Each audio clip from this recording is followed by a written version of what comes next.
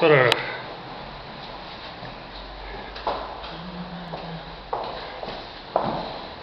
Θα βάψουμε τώρα, εμείς το στείλαμε αργά, γιατί το ήρθε σε μια μεσήτρια και μου λέει άστο όταν θα είναι να το νοικιάσει να το βάψουμε. Εγώ δεν το είχα πανκόκκινο και έμεινε... Αλλιώς δεν είναι δύο τώρα, εμείς να μιλήσαμε. Σίγουρα είναι καλό το σπίτι. Μα τι είναι τώρα, εδώ που πέρασαμε λέει καλά το σπίτι ο Γιώργος που λέει εδώ που ζούμε να πάνε νοικιάζουν.